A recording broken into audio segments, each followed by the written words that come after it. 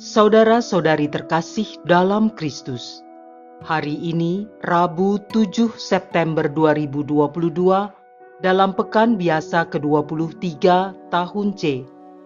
Bacaan dibawakan oleh Innocentius Henry, Mazmur dilantunkan oleh Gregorius Jonathan, dan renungan ditulis oleh Innocentius Henry. Selamat menekuni Sabda Allah. Marilah kita semakin mengasihi, semakin peduli, dan bersaksi.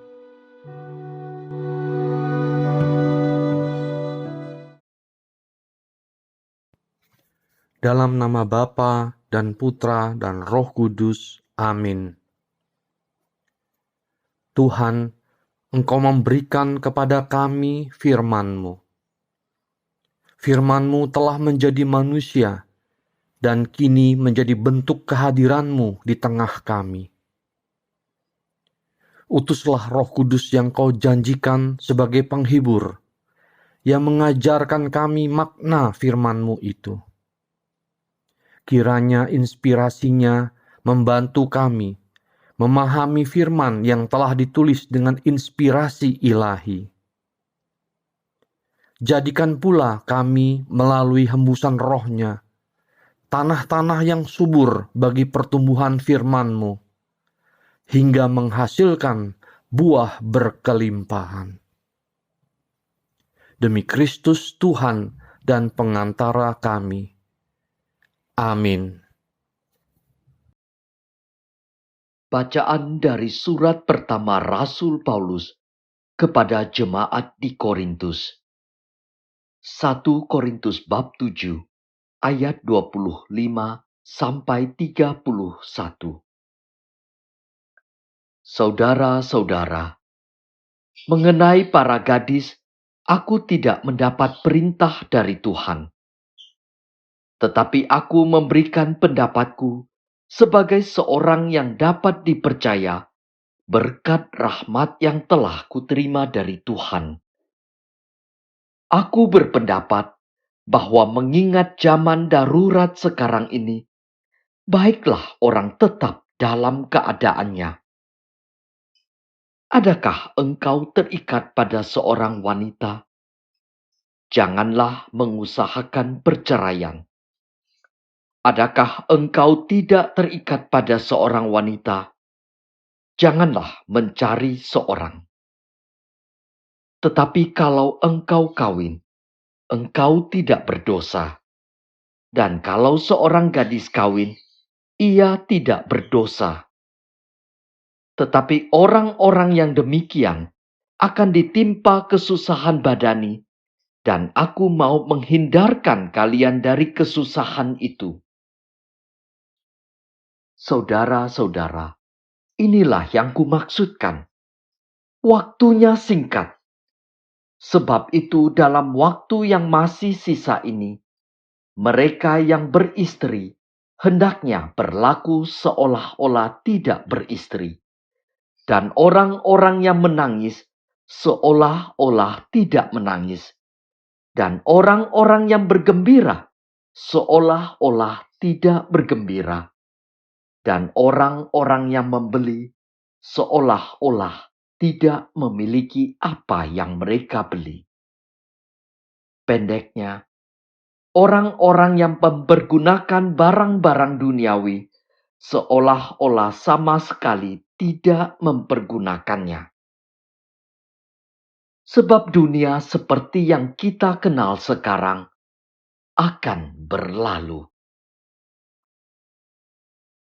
Demikianlah sabda Tuhan.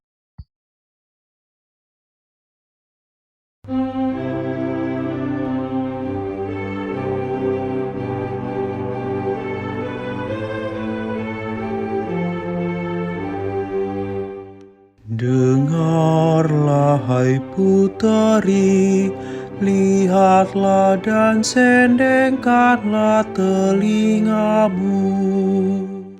Dengarlah hai puteri, lihatlah dan sendengkanlah telingamu. Lupakanlah bangsamu dan seisi rumah ayahmu. Biarlah raja menjadi bergairah karena keelokanmu, sebab dialah Tuhanmu, sujudlah kepadanya. Dengarlah hai puteri, lihatlah dan sendengkanlah telingamu. Keindahan belaka puteri raja itu, pakaiannya bersulamkan emas, dengan pakaian bersulam berwarna-warni, ia dibawa kepada raja. Anak-anak dara mengikutinya, yakni teman-temannya, yang didatangkan untuk dia.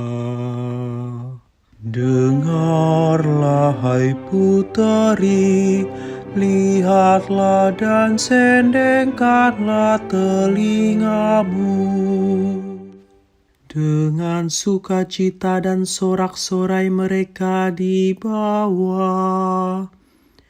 Mereka masuk ke dalam istana raja. Para leluhurmu akan diganti oleh anak-anakmu nanti. Mereka akan kuangkat menjadi pembesar di seluruh bumi. Dengarlah hai puteri, lihatlah dan sendengkanlah telingamu.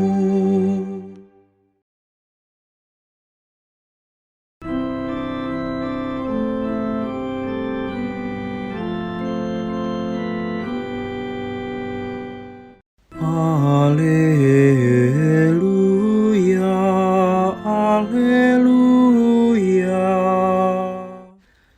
Bersukacitalah dan bergembiralah, karena besarlah upahmu di surga. Haleluya, haleluya.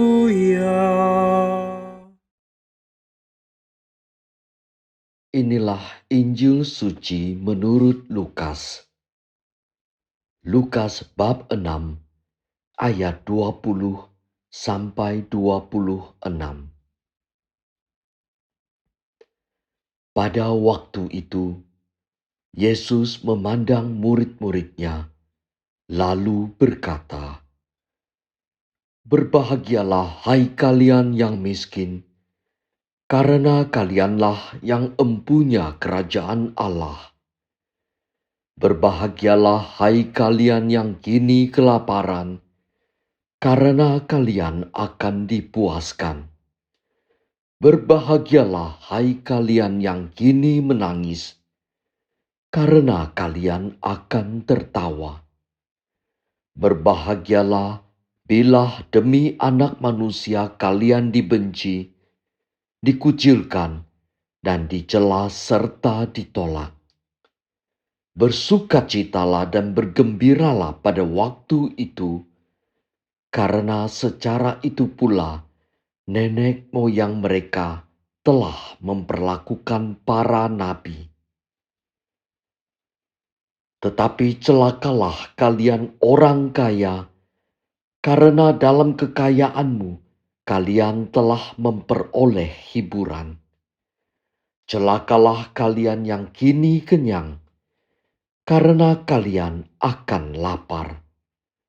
Celakalah kalian yang kini tertawa, karena kalian akan berduka dan menangis.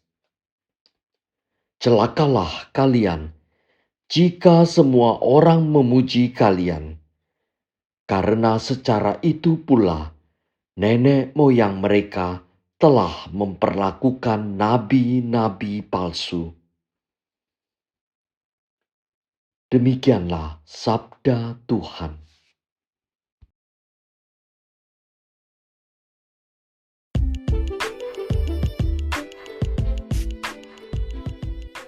Duka cita mendahului sukacita.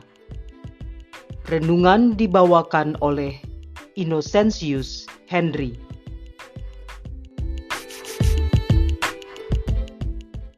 Ketika badai pandemi COVID-19 menerpa seluruh dunia hampir 3 tahun yang lalu, tidak ada satu orang pun atau bahkan satu negara pun mempunyai jawaban yang tepat dan cepat apa yang sedang terjadi dan bagaimana mengatasinya. Belum tuntas penanggulangan pandemi itu berlangsung, pecah perang Rusia dan Ukraina. Dampak perang merambat kemana-mana karena permusuhan meluas menjadi Rusia versus blok Barat yang mengakibatkan pelbagai macam krisis, mulai dari energi, bahan pangan, moneter, dan lain-lain, yang mengakibatkan kenaikan inflasi serta resesi berkepanjangan. Krisis ekonomi kini mengancam negara-negara seluruh dunia. Namun di saat seperti itu, kuasa dan mukjizat Tuhan tetap dirasakan oleh banyak orang. Ada seorang teman yang justru bangkit dan berjaya secara ekonomi pada saat pandemi karena meledaknya permintaan botol dan sprayer hand sanitizer. Hal semacam itu menunjukkan firman Tuhan melalui Injil Lukas hari ini sungguh hidup. Melalui 4 sabda bahagia, berbahagialah kalian yang miskin, berbahagialah kalian yang kelaparan, berbahagialah kalian yang menangis, berbahagialah karena demi Anak Manusia kalian dibenci, dikucilkan, serta ditolak.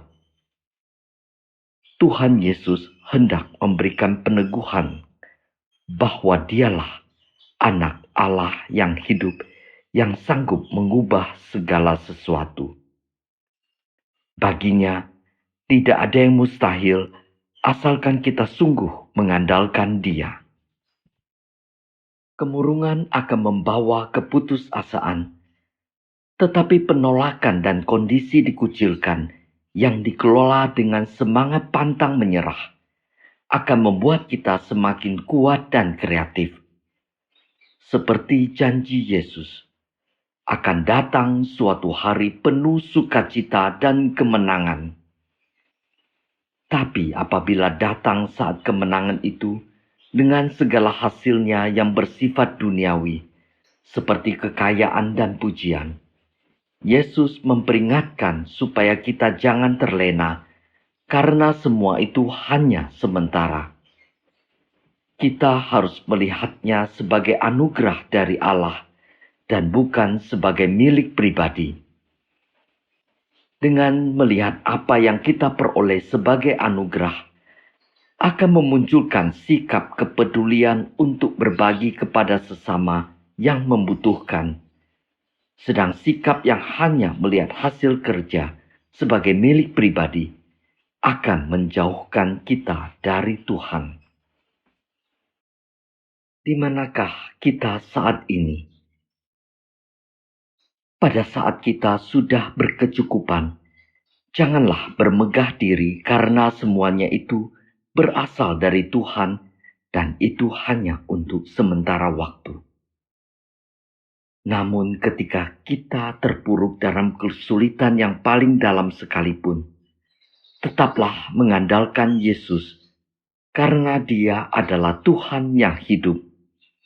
Sehingga pantaslah kita memegang kata-kata Rasul Paulus, "Aku hidup, namun bukan aku sendiri yang hidup, melainkan Kristus yang hidup di dalam aku."